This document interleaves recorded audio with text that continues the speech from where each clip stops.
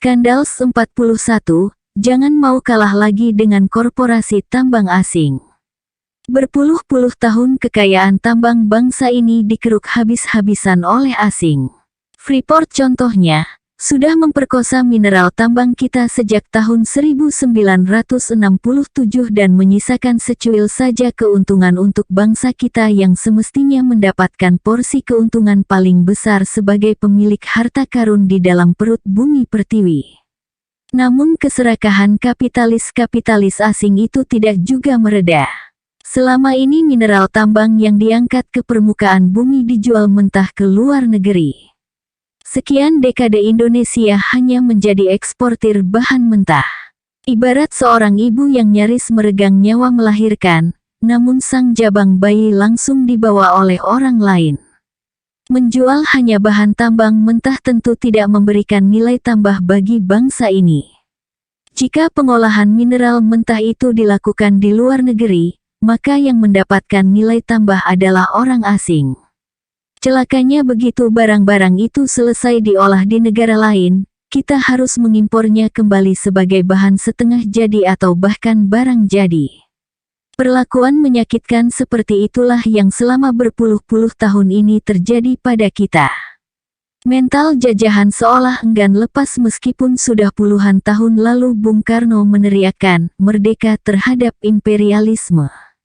Maka lahirnya Undang-Undang Nomor 4 Tahun 2009 tentang Pertambangan Mineral dan Batu Bara, yakni Undang-Undang Minerba, seolah air sejuk yang menyegarkan dahaga akan nilai tambah minerba yang selama ini diharapkan bangsa ini. Dengan regulasi tersebut, maka tidak ada lagi perusahaan pertambangan yang seenaknya mengekspor hasil tambang mentah ke luar negeri. Mereka wajib membangun smelter, pabrik pengolahan di Indonesia paling lambat tahun 2014. Tujuannya mulia, memberikan nilai tambah bagi Indonesia untuk semua hasil kekayaan bumi pertiwi berupa barang tambang. Selain potensi pendapatan pajak pertambahan nilai, adanya smelter juga akan menggerakkan perekonomian di daerah eksplorasi yang selama ini sangat akrab dengan kemelaratan di tengah gelontoran harta karun oleh derum ratusan alat-alat berat para kapitalis. Pabrik-pabrik pengolahan itu akan membuka lapangan kerja lebih besar, dan mendorong tumbuhnya usaha-usaha kecil pendukung oleh masyarakat sekitar. Efek domino ini akan berdampak positif pada ekonomi nasional. Maka jelas tidak ada alasan bagi negara untuk tidak memaksa para miliuner tambang itu mematuhi Undang-Undang Minerba. Namun apa faktanya? Tidak ada itikat baik dari para hartawan tambang itu untuk membalas budi negara yang selama puluhan tahun memberikan kesempatan langka bagi mereka untuk menumpuk timbunan kekayaan bak paman gober itu. Sejak Undang-Undang Minerba dikeluarkan pada tahun 2009, negara rakyat Indonesia sudah sangat berbaik hati memberikan kesempatan para perusahaan itu untuk membangun smelter-smelter. 5 tahun tentu bukan waktu yang pendek untuk melakukannya. Tapi hingga akan berakhirnya tahun 2013, jangankan terdengar mesin-mesin produksi dari smelter-smelter, perencanaannya saja belum ada. Artinya selama 5 tahun, mereka dengan sengaja tidak melakukan apa-apa untuk menjalankan amanat rakyat Indonesia dalam wujud Undang-Undang Minerba. Sekonyong-konyong, seolah sengaja menunggu hingga batas waktu berakhir, mereka dengan entengnya menyampaikan keberatan untuk membangun smelter. Inisiatornya justru perusahaan tambang terbesar di negara ini, Freeport, dan diikuti oleh Newmont. Keduanya adalah kapitalis tambang asal Amerika Serikat. Alasannya, membangun smelter akan menggerus laba mereka. Tentu ini menyakitkan, mengingat mereka sudah sedemikian gilang gemilang kekayaannya dari memperkosa kekayaan bumi kita, namun beralibi akan terancam merugi jika menuruti keinginan pemerintah untuk memberikan nilai tambah. Apalagi secara logika ekonomis, membangun smelter di Indonesia, apalagi jika lokasi smelter berada dalam kawasan eksplorasi, justru akan memberikan penghematan bagi perusahaan tambang. Otomatis biaya pengapalan barang mentah ke luar negeri yang selama ini dilakukan, akan tereduksi signifikan. Dari aspek sosial, Perusahaan-perusahaan itu juga akan semakin aman karena memberikan lebih banyak peluang kerja dan tumbuhnya usaha kecil pada masyarakat sekitar yang selama ini hanya menjadi penonton. Jadi tentu alasan efisiensi biaya akan terdengar konyol. Nah, jika dikaitkan dengan isu-isu yang beredar selama ini bahwa sebenarnya ada produk-produk tambang rahasia yang ikut digali dan diekspor ke luar negeri tanpa diketahui pemerintah, rasa-rasanya alasan Freeport dan Newmont menjadi masuk akal. Pakar pertambangan internasional selama ini meyakini bahwa sesungguhnya kawasan Grasberg Papua lebih cocok sebagai gunung emas daripada gunung tembaga. Kuat dugaan bahwa sebenarnya Freeport lebih banyak menambang emas ketimbang tembaga seperti yang dilaporkannya ke negara. Jika ini benar maka tentu saja rakyat Indonesia dikibuli habis-habisan, karena nilai tembaga itu cemen dibandingkan emas. Itu baru emas, sementara ada kecurigaan lain yang lebih dahsyat, bahwa Freeport diam-diam menambang uranium, bahan baku nuklir. Menurut Badan Tenaga Nuklir Nasional Batan, memang Indonesia memiliki potensi kekayaan uranium hingga 70.000 ton. Sebagian besar cadangan uranium kebanyakan berada di Kalimantan Barat, sebagian lagi ada di Papua, Bangka Belitung, dan Sulawesi Barat. Nah, dengan adanya larangan ekspor bahan tambang mentah, maka bisa jadi itu akan menjadi batu sandungan besar bagi perusahaan-perusahaan asing itu untuk mengekspor secara diam-diam barang-barang tambang berharga itu. Jika ini benar yang terjadi, maka pemerintah harus berkeras untuk memaksa mereka mematuhi Undang-Undang Minerba. Jangan kalah. Skandal 42, menjegal mobil inovasi bangsa sendiri. Pertanyaan besar banyak orang di dunia, mengapa jika kita sudah mengetahui sejak puluhan tahun lalu bahwa kendaraan berbahan bakar residu fosil minyak itu sangat tidak efisien, tidak tahan lama dan menyebabkan polusi bumi plus sering menjadi pemicu peperangan di berbagai negara, kok kondisi tersebut terus-menerus dipelihara? Mesin-mesin idaman ramah lingkungan dan berbiaya irit, bahkan bisa gratis, sebenarnya tidak lebih canggih dari mesin-mesin berbahan bakar minyak. Buktinya, seorang petani biasa di Cina, sukses merakit sebuah mobil hybrid berbahan bakar angin berupa kipas besar di moncong mobil dan panel surya di bagian belakang. Dengan biaya hanya sekitar 24 juta rupiah, si petani tersebut mampu menciptakan mobil angin yang mampu menembus kecepatan hingga 90 mil per jam. Jika seorang petani bisa, mengapa pabrikan besar otomotif yang otak, pengalaman dan sumber dananya jauh lebih gila, pasti bisa memproduksi mobil angin versi Zhengping itu berkali-kali lipat lebih murah. Tapi itu tidak dilakukan atau paling tidak itu belum diprioritaskan. Mengapa? Jawaban yang paling masuk akal adalah jika itu dilakukan secara besar-besaran, konglomerasi otomotif dan produsen minyak akan bertumbangan bak laron. Konglomerasi otomotif dan minyak jumlahnya segelintir, namun menguasai titik pengaruh paling besar di banyak pemerintahan negara dunia. Kedua sektor ini sifatnya sudah komplementer akut. Satu jatuh, semua jatuh. Maka mereka pun harus saling melindungi. Produsen otomotif akan selalu menciptakan kendaraan-kendaraan berbahan bakar fosil, setajam apapun kritikan yang diterimanya, agar pompa-pompa minyak dan pipa jalur distribusi baik di darat maupun lepas pantai yang nilainya triliunan dolar itu tetap bekerja. Mobil-mobil bertenaga alam adalah ancaman luar biasa bagi kelangsungan bisnis dan kucuran laba miliaran dolar ke pundi-pundi mereka. Maka kehadiran otomotif ramah lingkungan akan dengan cepat terdeteksi oleh jaringan intelijen mereka di mana-mana, dan dengan cepat akan dihentikan dengan cara baik-baik atau kekerasan. Jangan coba-coba lancang mengusik kenyamanan kami. Celakanya, pembungkaman seperti itu juga pernah terjadi di Indonesia. Dr. Helmi Jafar, seorang dokter medis lulusan Universitas Airlangga Surabaya, dengan brilian membuat prototipe mobil berbahan bakar udara 15 tahun yang lalu. Alih-alih mendapatkan apresiasi dari negara dan industri otomotif, Helmy malah didatangi 4 orang intel yang memerintahkan agar mobil rancangannya tidak diselesaikan dulu karena tidak tepat momennya. Nah, itu kan salah satu indikasi bahwa jaringan konglomerasi otomotif dan minyak sudah sedemikian kuatnya, sehingga setiap riak langsung dihentikan sebelum menjadi gelombang besar yang akan menggulung bisnis triliunan dolar mereka. Dan harap dicatat, bahwa Indonesia sejak dulu hingga kini termasuk pasar mobil dan minyak paling menguntungkan akibat perilaku rakyatnya yang tergolong paling konsumtif di dunia. Rancangan Helmy masih jauh dari sempurna, namun jika saja negara beritikat baik mengadopsi ide ini menjadi mobil nasional, maka bukan tidak mungkin tidak lama lagi Indonesia bisa berbangga bisa memproduksi mobil nasional bertenaga angin yang lebih sempurna dari segi desain dan performa. Kita bisa dengan cepat mengucapkan selamat tinggal pada impor 1 juta barel BBM per hari yang selama ini katanya menjadi biang kebocoran APBN ratusan triliun rupiah. Daya beli rakyat pun akan semakin baik karena biaya mengoperasikan mobil angin ala Dr. Helmy hanya Rp100 per 10 km. Bandingkan dengan BBM yang bisa mencapai Rp6.500 dengan asumsi 1 liter bensin sama dengan 10 km.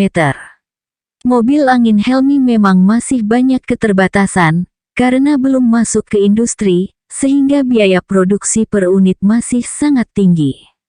Belum lagi jarak tempuhnya yang baru mencapai maksimum 4 km per satu tabung udara yang bahkan bisa diisi ulang di tukang tambal ban. Tapi bayangkan jika rancangan ini bisa masuk ke industri. Pakar-pakar otomotif didukung dengan riset dan sumber dana besar akan mampu menyempurnakan rancangan anak Indonesia ini menjadi mobil super yang pantas mendapatkan cap mobil ramah lingkungan sejati. Tidak seperti mobil low-cost green car LGCC yang pura-pura murah dan pura-pura ramah lingkungan itu. Apalagi emisi yang keluar dari mobil angin Helmy bisa dimanfaatkan pula untuk pendingin udara dalam kabin mobil. Jika 15 tahun yang lalu rancangan Helmy dijegal Intel, belakangan ini justru sikap diam datang dari negara. Berulang kali Helmy berusaha menawarkan rancangannya ke Menteri BUMN. Menristek hingga capres-capres yang mengaku nasionalis, semua bungkam tak bersuara. Seperti ada belenggu yang menghalangi mereka. Mungkinkah itu datang dari kekuatan lobi produsen otomotif dan para pedagang minyak yang merasa terancam? Mungkin saja, toh rancangan Helmy ini bukan sesuatu yang mustahil, seperti yang banyak dilecehkan oleh sejumlah pihak. Desain dan rancang bangunnya pun tidak secanggih mesin-mesin berbahan bakar minyak. Yang dibutuhkan hanya keberanian mendobrak dominasi asing yang menguasai ekonomi dunia melalui jalur otomotif dan minyak. Itu saja. Seorang James Stansfield buktinya berhasil menciptakan sepeda motor berbahan bakar angin yang dipadatkan dalam tabung gas, hampir mirip dengan rancangan Helmy. Indonesia jelas sudah dikuasai produsen otomotif asing dan berada dalam cengkeraman tirani minyak internasional. Kita seolah-olah tidak berdaya dikendalikan kekuatan konglomerasi tersebut. Ini berbeda dengan India yang berani mendobrak kekuatan asing yang ingin menguasai negara dengan penduduk kedua terbanyak di dunia itu. Tidak seperti pemerintah Indonesia. Pemerintah India bekerja sama dengan produsen lokal di sana berani mengembangkan mobil-mobil ramah lingkungan, termasuk mobil bertenaga angin yang diproduksi oleh Tata Motor yang asli India. Bekerja sama dengan seorang mantan insinyur FG Negre, mereka berhasil menciptakan mobil berbahan bakar tekanan udara dengan nama Minijet. Dengan hanya Rp18.000, mobil angin ini bisa menempuh jarak hingga 300 km. Beranikah kita? Skandal 43, lonceng petaka Asian Agri dari sang pembobol. Apa yang paling ditakuti, atau mungkin lebih tepatnya dibenci oleh kebanyakan perusahaan? Apalagi kalau bukan pajak. Ragam muslihat dimainkan demi mengurangi nilai rupiah yang terpaksa diupetikan kepada negara sebagai simbol kepatuhan sahaya pada penguasa. Praktik primitif feodalisme yang masih terus dilakukan hingga hari ini. Pajak adalah keniscayaan, seniscaya siasat jahat mengemplang pajak akan terus ada mengiringnya. Adalah seorang bernama Vincentius Amin Sutanto, si whistleblower, yang akhirnya membongkar muslihat jahat bekas perusahaannya yang telah menguruskan besar duit kewajiban pajaknya. Sang mantan grup financial controller Asian Agri, anak usaha konglomerasi Raja Garuda Mas, milik orang paling tajir senusantara versi Forbes 2006, Sukanto Tanoto, nekat menyambangi KPK dan menggelontorkan semua rahasia yang selama ini tersimpan rapat dalam relung gelap konspirasi pajak terhebat sepanjang sejarah Indonesia. Tak main-main, 1,2 triliun rupiah duit pajak dimanipulasi lewat beragam modus plus denda 2,5 triliun rupiah yang harus dibayar Asian Agri atas kenakalannya itu. Itu hanya hitungan periode tahun 2002 sampai tahun 2005. Bayangkan jika seandainya raksasa produsen kertas dan perkebunan sawit ini bermain-main dengan pajaknya setiap tahun. Tak ada kejahatan kerah putih tanpa modus dan kerjasama antar pihak. Temuan penyidik pajak menyingkap cara Asian Agri mengakali jumlah pajaknya, yaitu mencantumkan biaya-biaya fiktif, pengeluaran manajemen fee dalam jumlah besar, hedging fiktif dan merekayasa penjualan. Total jenderal nilai tipu-tipu ini mencapai 1,259 triliun rupiah. Hal itu dilakukan oleh 14 perusahaan grup Asian Agri dalam tempo 3 tahun saja. Segambreng bukti dari 1133 kardus dokumen yang disita plus kesaksian sejumlah pihak dan auditor pajak independen, anehnya, tidak dianggap sebagai kejahatan pidana oleh Pengadilan Negeri Jakarta Selatan dan di tingkat banding Pengadilan Tinggi Jakarta pun sami mawon. Asian Agri aman, karena kedua lembaga itu hanya menganggap kasus itu sebagai masalah administrasi perpajakan. Artinya, pengadilan sepakat dengan argumentasi Asian Agri bahwa itu hanya salah hitung doang. Publik pun geger tak percaya. Bukan apa-apa, Vincentius bukan orang sembarangan di Asian Agri. Dia adalah pejabat yang sehari-hari mengurusi soal pengawasan keuangan perusahaan, termasuk urusan pajak di dalamnya. Jadi kalau dalam istilah intelijen, informasi yang disampaikannya tentu layak masuk dalam kategori A, sangat layak dipercaya. Memang benar, Vincentius mengakui ia pernah membobol brankas perusahaan, namun itu tidak menghapus peran vital informasi yang dimilikinya mengenai kejahatan bekas perusahaannya. Plus temuan dokumen oleh penyidik pajak dan masukan profesional dari sejumlah auditor independen, maka amat janggal rasanya jika hakim pengadilan negeri dan pengadilan tinggi tidak bisa melihat indikasi itikat penipuan pajak dalam kasus tersebut. Angin segar bertiup dari Mahkamah Agung. Hakim Joko Sarwoko yang menangani berkas kasasi yang diajukan Kejaksaan Agung sepertinya jeli membaca siasat yang terlewat oleh kolega hakim sebelumnya. Mahkamah menilai kasus itu tak lagi di ranah administrasi belaka, namun sudah menjurus itikat melakukan kejahatan pajak. Hukuman 2 tahun masa percobaan untuk Suwir Laut, tax manager Asian Agri Group dijatuhkan, plus tentu saja Asian Agri harus membayar pajak terutang 1,2 triliun rupiah berikut denda 2,5 triliun rupiah, dan harus sudah dilunasi paling lama setahun dari putusan hakim di bulan Desember tahun 2012. Sayangnya, bos-bos lain belum tersentuh, meskipun aneh juga rasanya jika hanya seorang setingkat manajer yang jadi tumbal, karena terasa menggelitik kecerdasan kita jika ia berinisiatif sendiri melakukan kejahatan pajak tersebut. Apa untungnya? Dia cuma karyawan. Apakah dia menjadi pion untuk menutupi pemilik muslihat yang sesungguhnya? Kecurigaan publik tak salah jika menduga ada kekuatan dahsyat, baik kekuasaan maupun limpahan rupiah, yang ikut mengobok-obok kasus ini. Paling tidak indikasi ini terbaca gamblang dalam buku tulisan Meta Dharma Saputra berjudul Saksi Kunci. Buku yang dirilis Tempo pada tahun 2013, yang notabene merupakan hasil buka-bukaan Meta dengan sang whistleblower sendiri, Vincentius. Apa tak aneh jika sebelum liputan itu diterbitkan oleh Tempo, namun rupanya pihak Asian Agri sudah lebih dulu memegang naskahnya. Bahkan setelah liputan bertajuk Akrobat Pajak itu rilis awal Januari tahun 2007, ada sekelompok wartawan yang menggugat kesahihan liputan tersebut.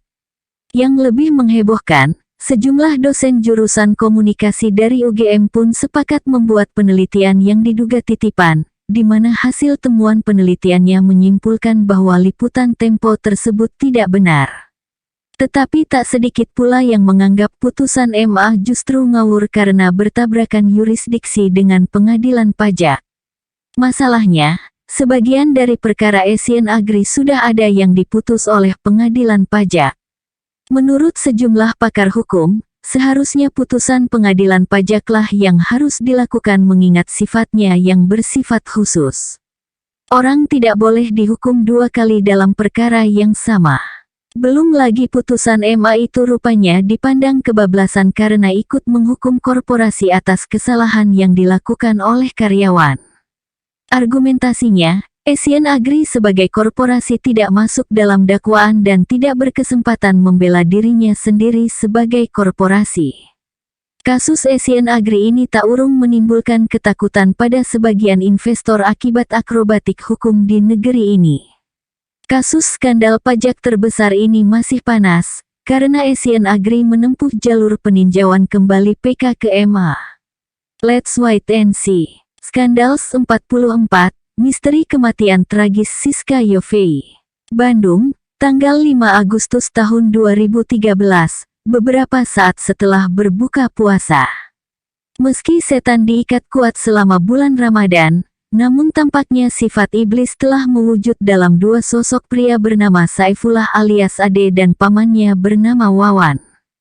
Kesucian Ramadan, mereka kotori dengan aksi biadab terhadap seorang wanita cantik, putih dan langsing, Siska Yovie, Kepala Cabang PT Verena Multifinance Cabang Bandung, yang biasa dipanggil Ibu Barbie karena kecantikannya. Menurut pengakuannya, mereka hanya bermaksud untuk menjamret perempuan yang tinggal di sebuah rumah kos di Jalan Setra Indah Utara 2 itu.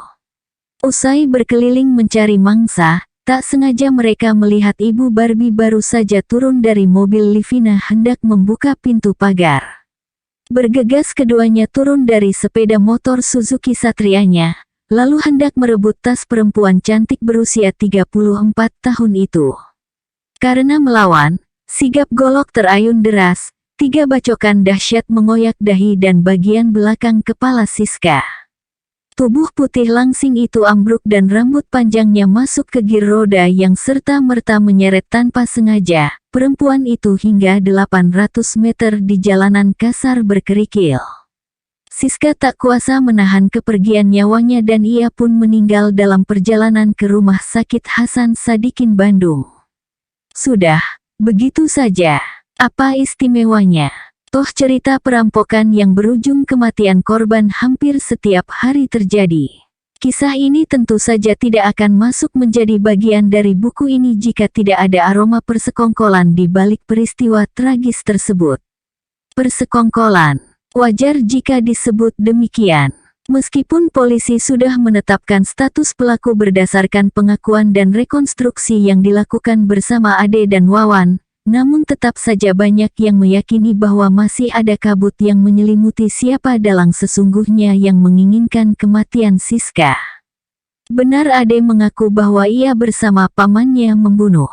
Salah satu alasannya karena ia merasa dihantui arwah Siska yang membuat dirinya tak tenang selama berhari-hari. Namun di balik pengakuan itu, terdapat sejumlah kejanggalan tercecer yang patut rasanya untuk direnungkan. Pertama, saksi Yadi yang melihat langsung drama pembacokan mengakui bahwa pelaku menyeret Siska setelah roboh disambar golok. Seorang saksi lainnya, Reza, pun melihat 2 orang menyeret perempuan yang dipikirnya adalah boneka, sampai akhirnya ia menyadari itu adalah manusia. Ketika boneka itu menjerit kesakitan diseret di jalanan kasar berkerikil sembari kehilangan banyak darah akibat luka menganga di wajah dan kepala belakang. Jika memang tak sengaja terseret akibat rambut yang masuk ke gir, mengapa petugas forensik tidak menemukan adanya bekas pelumas di rambut korban? Rasa-rasanya kok sangat membodohi kecerdasan kita jika pelaku mengatakan tak sengaja dan tak mengetahui telah menyeret tubuh Siska hampir sepanjang 1 kilometer. Ada plastik tersangkut di gir saja pasti akan terasa lain tarikan motor, apalagi ini tubuh manusia berbobot puluhan kilogram. Belum lagi kondisi jalan yang tidak rata plus jeritan kesakitan yang hanya beberapa sentimeter di bawah kaki mereka. Kedua, argumentasi bahwa kedua pelaku tak sengaja memilih korban tampaknya dimentahkan oleh sejumlah kesaksian warga, petugas keamanan lingkungan dan juga putra pemilik rumah kos.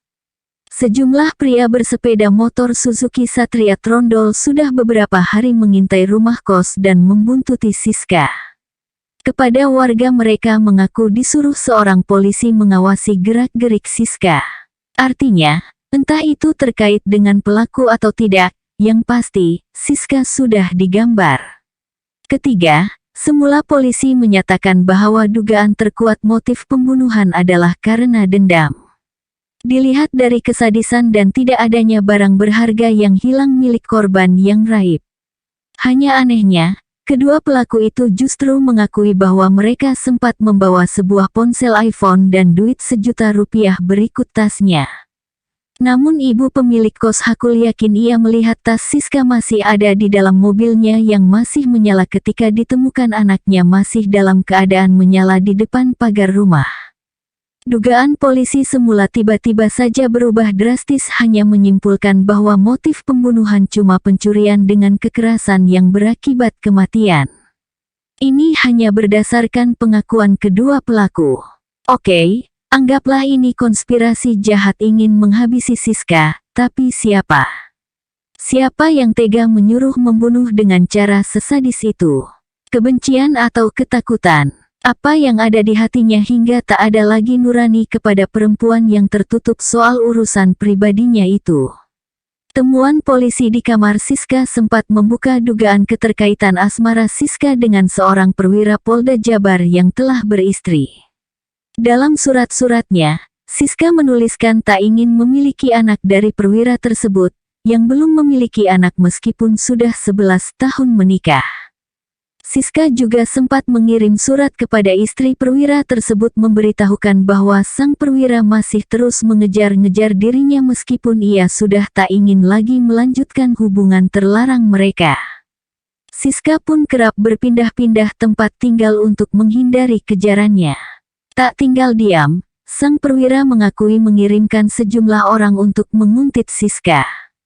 Keterkaitan perwira ini semakin menguat ketika di salah satu status Facebook Siska ditemukan kalimat memaki seseorang yang menziarahi makam ibu Siska, meskipun sebelum meninggal sang ibu sempat berpesan bahwa ia tak sudi makamnya kelak didatangi oleh seseorang tersebut. Selidik punya selidik ternyata seseorang yang dimaksud diduga kuat adalah perwira tersebut, yang sempat menyeret ibunda Siska ke kantor polisi akibat kisruh penggelapan mobil yang dituduhkan oleh sang perwira telah dilakukan Siska dan ibunya. Anehnya lagi, sejumlah data, foto, dan pertemanan di akun Facebook raib Indonesia Police Watch menduga ada pihak tertentu yang sengaja ingin menghilangkan jejak keterkaitannya dengan Siska. Apakah kedua pelaku, Ade dan Wawan benar-benar penjamret atau merupakan pembunuh bayaran suruhan perwira tersebut? Sejauh ini hal tersebut masih bersifat asumsi. Yang pasti, polisi menyimpulkan tak ada kaitan antara Ade dan Wawan dengan sang perwira. Hukuman disiplin yang diterima perwira tersebut hanya terkait kenakalannya karena sudah beristri, bukan sebagai dalang pembantaian Siska. Perwira tersebut pun sudah melakukan jumpa pers mengklarifikasi kecurigaan yang mengarah padanya pasca kematian wanita yang menurutnya sangat ia cintai tersebut. Apalagi ia memiliki alibi sedang menginap bersama istrinya di Hotel The Majesty ketika peristiwa pembunuhan itu terjadi, meskipun jarak hotel dengan tempat kos Siska hanya berjarak 3 km. Siapapun dalangnya, jika memang benar ini diskenariokan, banyak yang menyayangkan sikap tak skeptis kepolisian dalam menyingkap tabir kasus lebih mendalam. Keterangan pelaku dalam standar kepolisian seluruh dunia adalah yang paling layak untuk diragukan, kecuali memang sesuai dengan temuan fakta yang ada.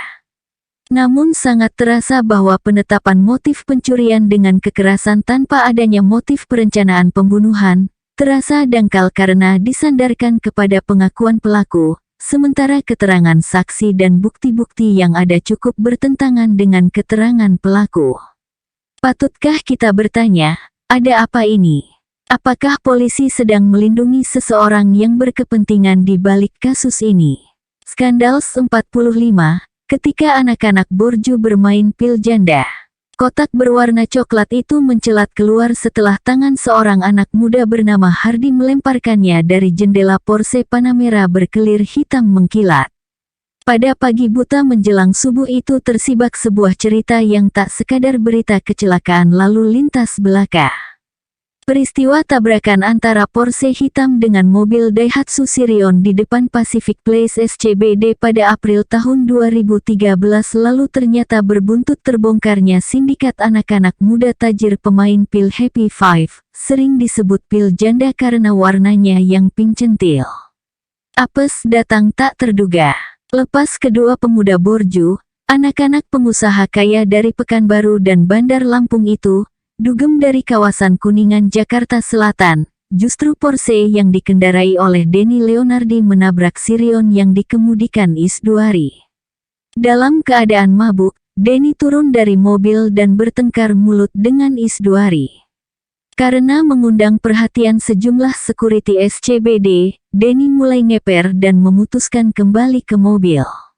Roda Porsche berputar perlahan sembari rekan Denny bernama Hardy gesit melemparkan pil janda dalam kotak coklat keluar jendela mobil berbanderol 4 miliar tersebut. Tak main-main, 598 butir pil Happy Five berharga eceran sampai 300.000 perak per butir itu dicampakkan begitu saja karena cemas melanda kedua pemuda tajir. Celakanya, security melihat adegan cepat itu dan segera melaporkan ke polisi. Tak dapat mengelak, duo Denny dan Hardy pun digelandang ke polisi. Pil janda sebanyak itu tentu tak mungkin digunakan untuk konsumsi pribadi, karena menelan 3 butir saja bisa membuat overdosis, jadi kasus pun dikembangkan untuk membongkar sindikat yang lebih besar. Atas dasar informasi yang dikorek dari duo Denny dan Hardy, dicokoklah Yung Yung yang rupanya menjadi pemasok untuk kedua anak tajir tersebut. Ironisnya, Yung Yung sendiri rupanya masih berstatus mahasiswa universitas swasta di Jakarta. Dari situ ketahuan bahwa pil aso itu diimpor langsung dari Jepang. Memang pil ini tidak seperti ekstasi yang sudah diproduksi di Indonesia, namun bisa dengan mudah diimpor dari Jepang dan Taiwan, dua negara yang menghalalkan peredarannya di masyarakat. Pintu masuk pil ini biasanya melalui Malaysia dan Singapura. Pil Happy Five masuk golongan psikotropika yang tidak menimbulkan kecanduan, namun efeknya tak kalah dengan ekstasi. Penikmat pil janda bisa mendapatkan efek santai dan percaya diri yang tinggi dari mengkonsumsinya. Namun pada penggunaan rutin bisa menyebabkan kondisi skip di mana penderitanya bisa dengan mudah melupakan apa yang baru saja dilakukannya. Misalnya, Anda tak sadar sudah berputar-putar nggak jelas dalam sebuah bajai hanya untuk mencari tempat kosan Anda yang sudah bertahun-tahun Anda tinggali. Atau Anda lupa baru saja membayar di kasir untuk membeli rokok, padahal itu baru semenit yang lalu.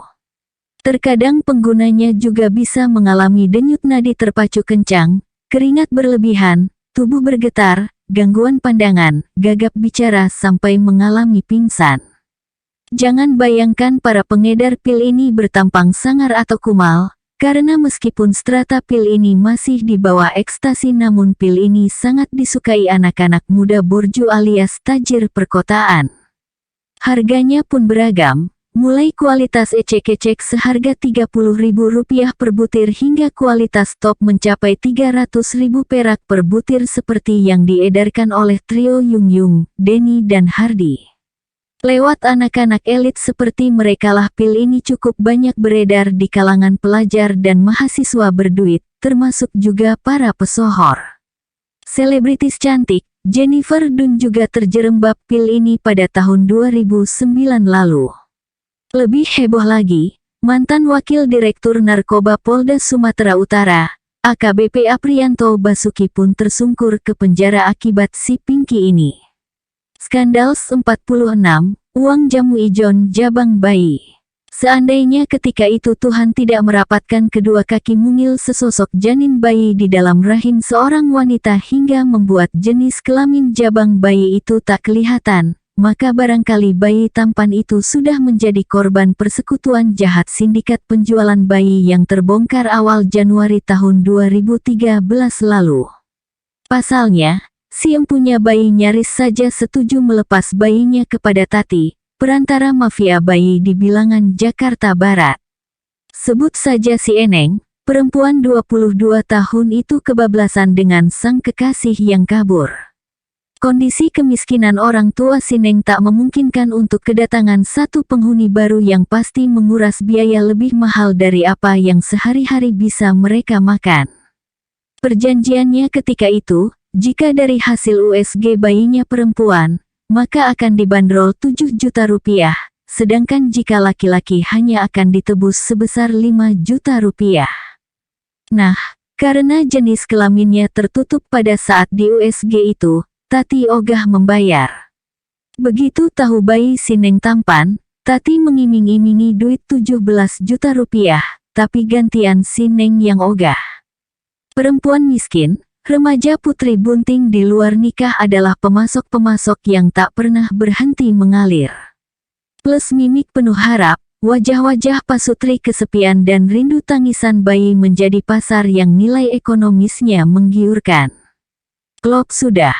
Pasokan dari hulu lancar, di hilir pun sudah siap menampung. Dalam hukum ekonomi, muncul yang namanya perantara, yang dalam konteks ini adalah jaringan mafia bayi yang bertindak sebagai jembatan antara pemasok bayi dengan penampung bayi.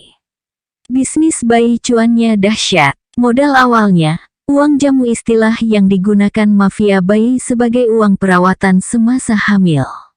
Besarannya kurang lebih 2 juta rupiah. Begitu lahir, bayi ditebus sekitar 5 juta rupiah hingga 20 juta rupiah, tergantung kondisi bayi. Untuk perantara seperti Tati, keuntungan per satu bayi yang bisa diperolehnya bisa mencapai sekitar 3 juta rupiah. Ongkos produksi lainnya yang tergolong besar adalah biaya persalinan di bidan. Loko di bidan. Nah, ini menjadi bagian dari taktik para mafia. Begini ceritanya, bayi secakep apapun bakal sulit dilego kalau tak bersurat keterangan. Masalahnya jika dilakukan di rumah sakit, maka pihak rumah sakit akan meminta identitas lengkap orang tua sebelum membuatkan surat keterangan lahir. Surat ini syarat utama untuk mengurus akta lahir sebagai bukti sah kewarganegaraan si jabang bayi. Kebanyakan korban mafia yang menjadi pemasok bayi adalah perempuan-perempuan miskin dan tidak berpendidikan yang bahkan tak bisa mengurus KTP-nya, kartu keluarga dan identitas resmi lainnya. Jika pemasoknya adalah remaja putri, masalahnya mereka tidak ingin orang lain tahu mengenai bayi itu. Pasti ruwet kalau mafia bayi bermain di rumah sakit atau klinik bersalin resmi. Solusinya bidan. Berterima kasihlah kepada Peraturan Menteri Kesehatan Nomor 1464 Tahun 2010 yang memberikan kekuasaan kepada para bidan untuk bisa mengeluarkan surat keterangan lahir. Ratusan ribu bidan, siapa yang bisa mengawasi dan memastikan bahwa sebagian dari mereka malas menanyakan identitas lengkap orang tua bayi yang bersalin di tempat mereka? Jadi kalau ada kecurigaan bahwa cukup banyak oknum bidan yang ikut terseret arus mafia perdagangan bayi, rasanya sulit untuk mengingkarinya. Oleh kaki tangan sindikat disodorkan nama orang tua si bayi yang baru lahir. Tentu saja orang tua yang dimaksud adalah nama para pembeli yang akan mengambil bayi tersebut. Kalau sudah begini, urusan pun lancar. Jalur begini jauh lebih mudah dan lebih murah ketimbang jalur adopsi resmi versi negara yang bisa makan waktu lebih dari 1 tahun dan belasan dokumen resmi yang penuh pungli dalam setiap pengurusannya. Biaya bidan berkisar 1,2 juta rupiah hingga 3 juta rupiah per persalinan plus surat keterangan lahir. Maka total jenderal ongkos yang mesti dikeluarkan minimum 10 juta rupiah hingga maksimum 30 juta rupiah. Harga bayi di pasaran paling murah 15 juta rupiah hingga bisa mencapai 80 juta rupiah jika si bayi istimewa alias sehat, cakep dan lengkap surat-surat termasuk akte lahir dan paspor. Bos mafia bisa memperoleh keuntungan minimum 5 juta rupiah hingga 50 juta rupiah per bayi. Gurih bukan? Itulah barangkali yang didapatkan orang seperti Linda, yang bertindak sebagai atasan orang-orang seperti Tati. Mungkin saja Linda bukan merupakan tokoh puncak di piramida sindikat, karena jika kaitannya dengan ekspor bayi sampai ke luar negeri, maka tentu dibutuhkan jaringan internasional yang lebih besar lagi. Selain membantu proses persalinan dan menyediakan surat keterangan lahir, rupanya peran oknum bidan di jaringan mafia ini juga menjadi mata dan telinga yang siaga menangkap informasi. Ada mahasiswi yang tak mau bayinya, si Anu mau menyerahkan bayinya karena melarat. Aduh, sudah lama menikah belum punya baby, gimana ya bisa adopsi bayi? Bagi oknum bidan yang menjadi bagian sindikat, antenanya cepat merespon curhat-curhat seperti itu dan segera saja mengontak jaringannya agar permintaan pasar itu bisa dipenuhi. Selain bidan, modus lainnya adalah melalui panti-panti penampungan anak. Hanya saja sejak jaringan sindikat bayi terbongkar baru-baru ini, banyak panti penampungan yang mulai menutup diri. Mereka akan beralasan kepada para keluarga yang ingin mengadopsi anak, maaf yang kami cari adalah donatur atau orang tua asuh untuk anak-anak di sini. Kami tidak menerima adopsi. Putus asa. Jangan dulu. Karena jika Anda memasang tampang kecewa, maka anggota mafia bayi yang berkedok panti penampungan itu akan berbisik mesra kepada Anda. Kalau Anda benar-benar serius, saya bisa mencarikannya di klinik bersalin. Tinggalkan saja nomor telepon, nanti saya kabari. Jika Anda merespon tawaran ini, maka selamat, Anda sudah menjadi bagian hilir sindikat perdagangan bayi. Skandal 47. Siapa yang memperkosa Sum Kuning?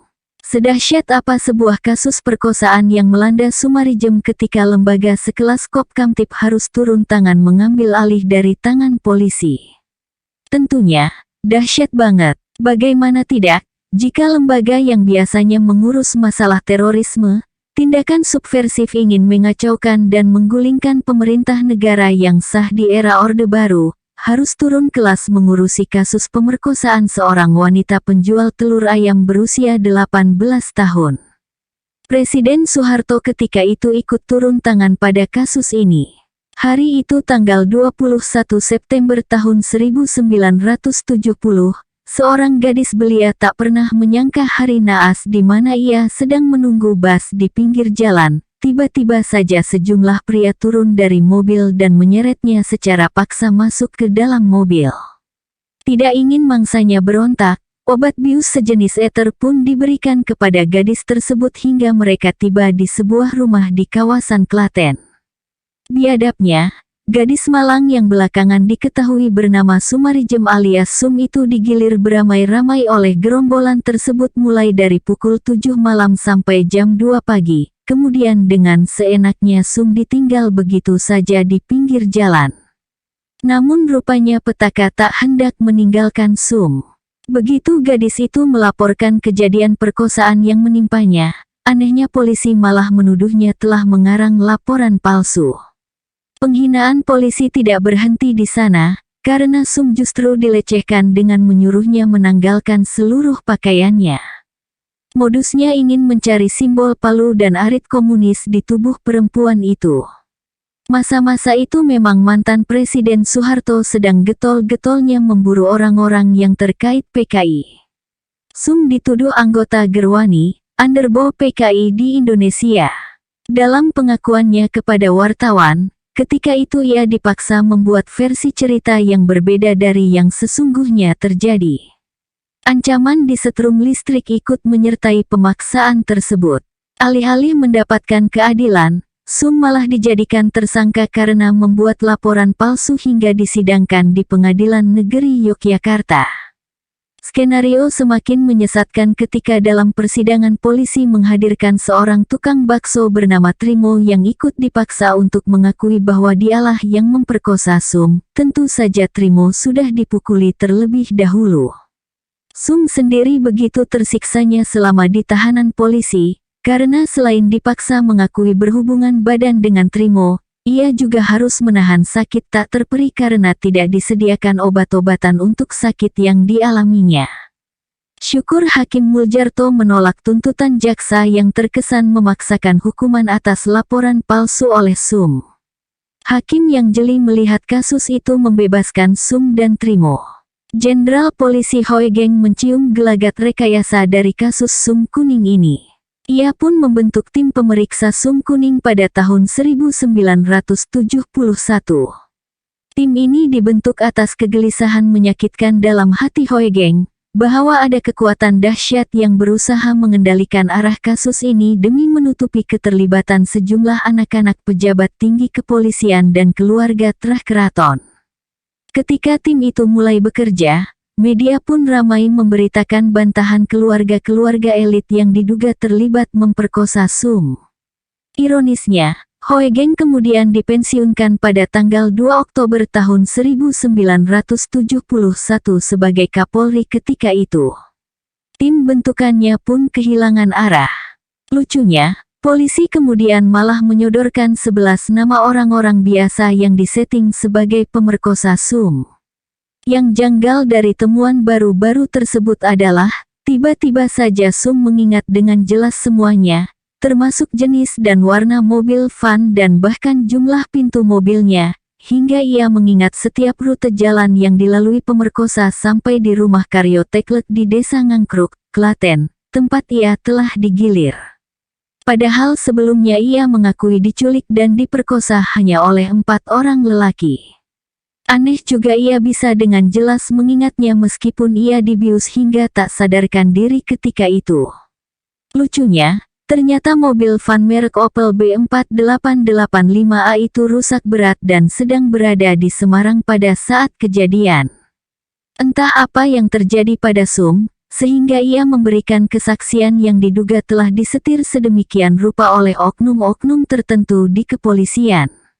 Di persidangan terungkap pula dari ke-11 pria yang dituduh pemerkosa itu bahwa mereka disiksa, disetrum dan diancam untuk mengakui telah memperkosa Sum. Nyaris tidak ada bukti apapun di persidangan, termasuk obat bius yang digunakan, kecuali hanya kesaksian yang meragukan dari Karyo Teklek bahwa benar rumahnya yang dipakai untuk ajang kebiadaban itu. Dan benar saja, pengadilan pun membebaskan mereka karena kurangnya bukti. Yang jelas, Sum benar-benar tak ingin menguak luka lama itu. Ia mengganti namanya, dan hidup bersama suami serta anaknya. Bahkan ia memprotes film Perawan Desa yang diangkat dari kisah nyata dirinya itu, karena ia tak ingin dunia mengetahui penderitaannya, cukuplah ia mengubur cerita pilu itu ke liang terdalam ingatannya. Baginya tak ada kisah Sum Kuning lagi. Nama itu sudah mati bersama rahasia besar yang ingin dikuburnya. Skandal 48, siapa diuntungkan dari kerusuhan lapas? Medan tanggal 11 Juli tahun 2013, lapas kelas 1 Tanjung Gusta rusuh dibakar ratusan napi. 200-an napi melarikan diri. 2 orang sipir dan 3 orang napi mati terbakar di ruang registrasi. Pemicunya napi tak mendapatkan listrik dan air.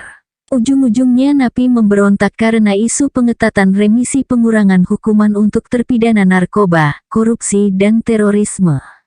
Kabupaten Batubara, Sumatera Utara, tanggal 18 Agustus tahun 2013, lapas kelas 2 Labuhan Ruku dibakar napi, 84 napi kabur, 1 sipir terluka dihajar kursi besi.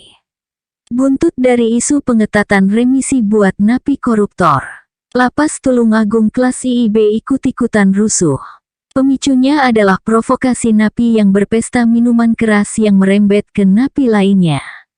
Tanggal 7 September tahun 2013, lapas kelas IIB Salambue juga tersulut rusuh yang dipicu 9 orang napi provokator yang membakar pos pengamanan untuk bisa melarikan diri. Di lapas kelas 2 Sintang, Kalimantan Barat, ratusan napi mengamuk dan melempari petugas dengan batu. Di lapas kelas IIB Salemba pun sempat rusuh pada tanggal 7 Oktober tahun 2013 lalu yang dipicu bentrok antar napi. Kondisi lapas yang memprihatinkan menjadi faktor yang memudahkan orang-orang tertentu mengkondisikan situasi kerusuhan. Bagaimana tidak, rata-rata lapas di Indonesia kelebihan kapasitas hingga 300%. Fasilitas penjara sangat tidak manusiawi untuk napi-napi berkantong cekak yang tak bisa membayar uang sewa kamar dan makanan layak. Gesekan antar napi sangat mudah tersulut. Praktik pungli dan kekerasan serta pelecehan, baik yang dilakukan oknum sipir maupun para napi jawara, membuat kondisi psikologis para napi bak bensin yang rentan disambar api. Situasi yang morat-marit ini besar kemungkinannya dimanfaatkan oleh segelintir napi berkuasa untuk menciptakan kerusuhan dengan satu tujuan, memudahkan pemerintah mengobrol remisi bagi napi narkoba dan korupsi. Apalagi sudah sangat santer terdengar bahwa para penguasa penjara sesungguhnya adalah para napi di kedua jenis kejahatan itu. Separuh napi di lapas-lapas saat ini adalah napi narkoba, mulai dari kelas kecoa hingga yang beromset ratusan miliar. Napi korupsi terkenal boros dan rela mengeluarkan duit berapa saja untuk mendapatkan kenyamanan. Maka tak keliru juga bila banyak yang menduga bahwa tren kerusuhan lapas belakangan ini adalah skenario terencana untuk menggagalkan pengetatan remisi yang digadang-gadang pemerintah melalui Peraturan Pemerintah Nomor 99 Tahun 2012. Dengan PP ini maka para napi narkoba dan korupsi yang selama ini sangat mudah membeli remisi, harus gigit jari karena adanya sejumlah persyaratan sangat berat jika ingin mendapatkan remisi. Salah satunya adalah harus menjadi justice kolaborator, ikut membongkar rahasia modus dan pelaku tindak pidana lainnya yang ia ketahui. Tentu ini sangat memberatkan mereka, sebab untuk narapidana narkoba misalnya, setelah menjalani hukuman dan bebas, sebagian besar mereka kembali ke bisnis semula, bahkan ada yang terus bergerak dari dalam penjara. Bagaimana mereka bersedia bekerja sama dengan aparat dalam membongkar kasus, kalau itu merupakan ladang ekonomi mereka? Demikian pula dengan napi-napi koruptor yang setelah keluar kebanyakan dari mereka justru bisa menduduki jabatan-jabatan strategis di mana peluang untuk mencicipi dosa yang sama masih terbuka lebar. Mungkin saja ini masih bersifat opini belaka, dan pada kenyataannya memang akan sangat sulit dibuktikan. Namun jika ditelusuri jejak-jejak yang terbaca dari satu peristiwa ke peristiwa lainnya, maka logika bahwa ada skenario besar tersembunyi dari para jaringan mafia narkoba dan koruptor terasa ada benarnya juga. Faktanya, sejak tren rusuh lapas ini menggelinding, sejumlah anggota parlemen mulai mencaci maki Wakil Menteri Hukum dan HAM, Denny Indrayana sebagai biang kerok lahirnya PP 99 itu. Desakan agar PP 99 itu direvisi, bahkan ada yang meminta dihapuskan, bergulir bak bola salju. Dengan alasan kemanusiaan, sejumlah oknum anggota parlemen dan oknum pejabat tertentu menyarankan segera dilakukan obrol remisi karena para napi sangat menderita oleh overkapasitas dan morat-maritnya fasilitas serta manajemen lapas. Sejumlah pengamat hukum mengamini bahwa desakan revisi hingga pembatalan PP 99 merupakan bentuk perlawanan dari balik sel penjara untuk menguntungkan sejumlah oknum napi narkoba dan korupsi berkantong tebal. Skandal 49, tax haven modus kaum tajir mengemplang pajak. Indonesia dan banyak negara lain menganut sistem pajak progresif, di mana jumlah pajak yang harus dibayar persentasenya bergerak naik dengan semakin tingginya pendapatan. Artinya orang atau badan usaha yang sangat besar pendapatannya bisa kehilangan sekitar 30% hingga 50% pendapatan laba bersihnya. Ilustrasinya, Jika Anda memiliki pendapatan bersih 1 triliun rupiah, apa Anda nggak bakal cenat-cenut jika harus merelakan hingga 300 miliar rupiah buat negara? Mending kalau duit itu benar-benar untuk sebesar-besar kemakmuran rakyat, lah kalau ternyata dipakai untuk sebesar-besar kemewahan elit. Najis. Apa akal? Tax haven country. Istilah ini dipakai untuk negara-negara yang biasanya berukuran kecil secara geografis dan demografis, di mana mereka mempraktikkan kebijakan low tax bahkan ada yang zero tax sama sekali. Negara-negara seperti Singapura, Uruguay, Filipina, Malaysia, Swiss, dan Hong Kong sempat menjadi surga tax haven bagi banyak keluarga kaya di seluruh dunia sebagai tempat melarikan uang dan menghindari kejaran petugas pajak di negara asalnya. Tetapi sebagian besar dari negara-negara tersebut sudah berkomitmen untuk ikut dalam arus besar penghapusan negara-negara tax haven. Namun khusus untuk Singapura dan Swiss hingga saat ini masih diragukan keseriusannya karena keduanya masih sangat tertutup soal informasi perbankannya. Berbeda dengan negara-negara kepulauan kecil seperti Cook Island, Virginia Island atau Cayman Island, yang meskipun ukurannya kecil dan penduduknya sangat sedikit namun bisa memiliki ratusan offshore bank yang menampung aliran dana luar negeri dari para kaum tajir yang ingin menghindari pajak. Permainan tingkat tinggi ini terkuak pada April tahun 2013 lalu dengan dirilisnya dokumen rahasia hasil jurnalisme investigatif internasional berjuluk International Consortium of Investigative Journalists (ICIJ), yang dalam laporannya ini sempat membuat geger Indonesia akibat mega skandal pajak yang luar biasa canggih. Bayangkan saja, 9 dari 11 keluarga paling kaya di Republik ini ternyata menjadi anggota Porsulis Trustnet di Singapura yang bertugas mengelola kekayaan yang dilarikan keluarga-keluarga tajir tersebut keluar dari Indonesia. Konglomerat-konglomerat dahsyat, 6 di antaranya merupakan kroni-kroni bisnis orang nomor 1 di Indonesia. Keluarga-keluarga super ini hanya sebagian kecil dari 2.500 keluarga lain asal Indonesia yang ramai-ramai menjadi bagian dari praktik tax haven.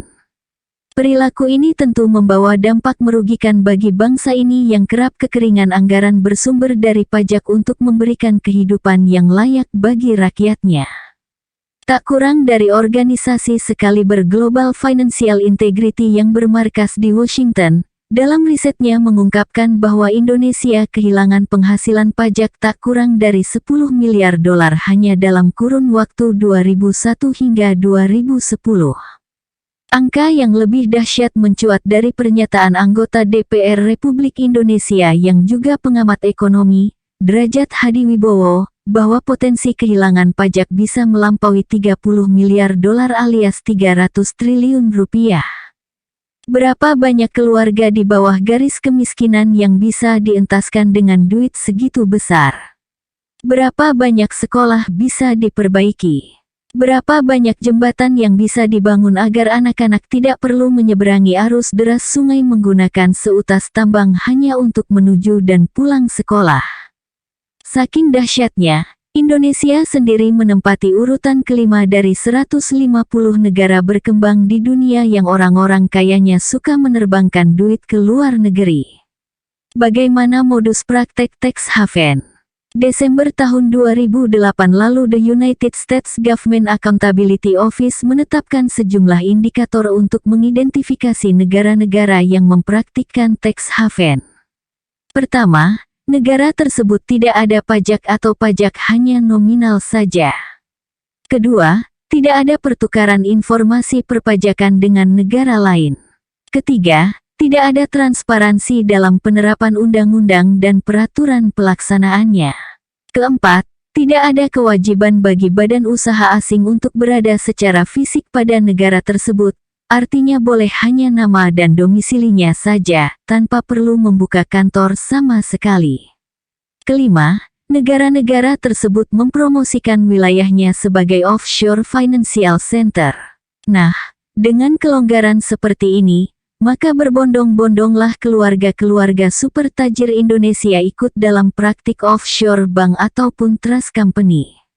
Duit ratusan triliun, bahkan bisa ribuan triliun jika dihitung sejak zaman Orde Baru. Lesap bak asap meninggalkan sekolah-sekolah rusak, jalan-jalan menganga, kelaparan, gizi buruk dan segala penyakit sosial lainnya di Nusantara akibat duit pajak yang dikemplang secara canggih tersebut.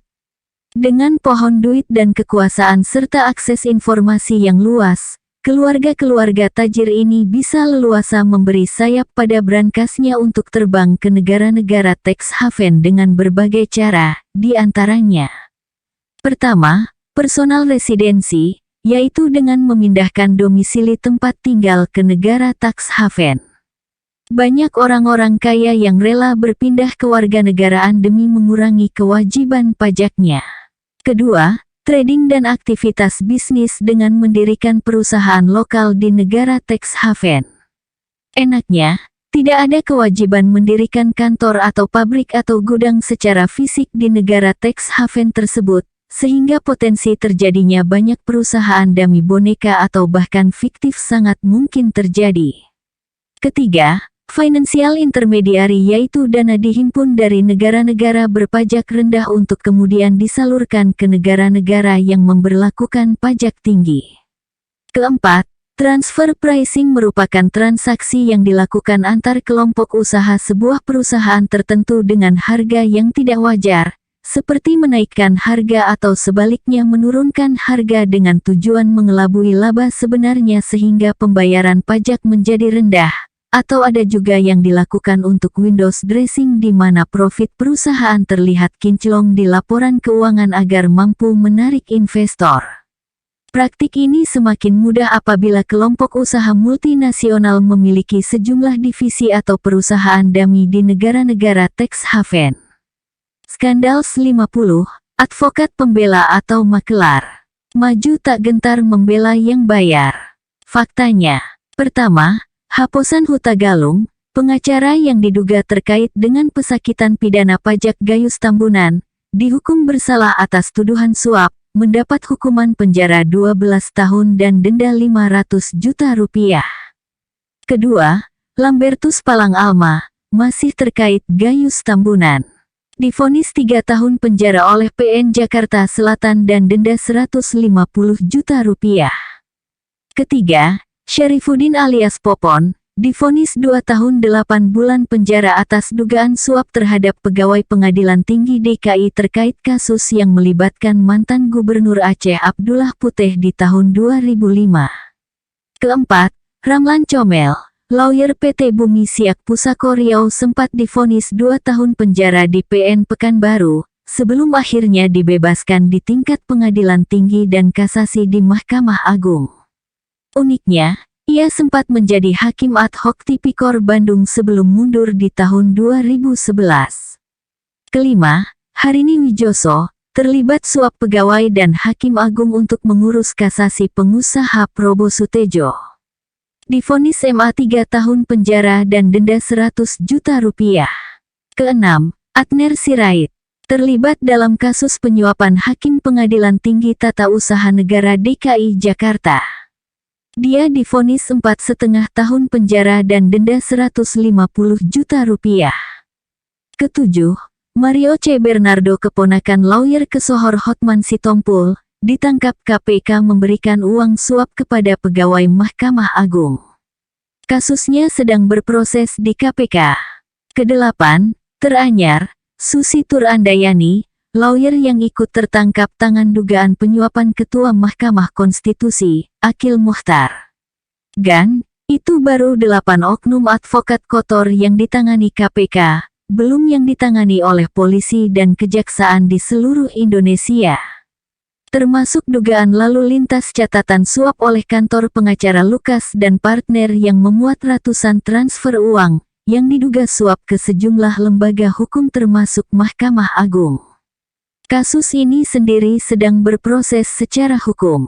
Maka apakah salah jika seorang wakil Menteri Hukum dan HAM, Profesor Denny Indrayana mengirimkan cuitan di Twitternya? Saya pernah advokat, menolak kasus korupsi. Sudah sewajibnya. Advokat koruptor adalah koruptor, penerima bayaran dari hasil korupsi. Banyak kok advokat hebat yang menolak kasus korupsi. TSK korupsi sudah dapat diduga salahnya dari pilihan figur advokatnya. Advokat koruptor adalah koruptor, penerima bayaran dari hasil korupsi. Tidak sulit identifikasi advokat kotor yang hanya jagoan bayar hakim. Menurut sejumlah advokat yang sontak kebakaran jenggot, profesinya diseret-seret sang wamen, ya jelas salah. Ngawur. Pertama, menurut kode etik advokat, advokat tidak bisa diidentikan dengan kliennya. Bukan berarti jika kliennya adalah koruptor si lawyernya juga koruptor. Kedua, seorang terdakwa wajib didampingi penasehat hukum dalam proses peradilan.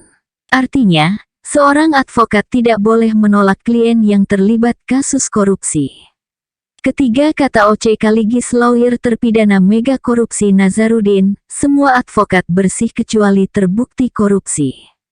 Akibat cuitan di akun Twitter Denny membuat sejumlah advokat, termasuk Peradi Perhimpunan Advokat Indonesia, panas kuping. O.C. Kaligis dan Alamsyah Hanafiah meradang dan langsung menggugat pencemaran nama baik. Denny melunak dan memohon maaf, namun itu pun dengan catatan, hanya ditujukan kepada advokat yang bersih.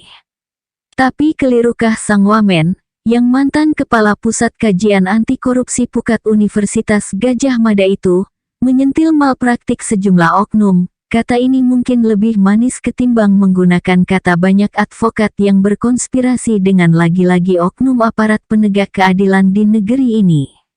Rasanya tidak juga, karena toh Denny bukannya miskin pembelaan.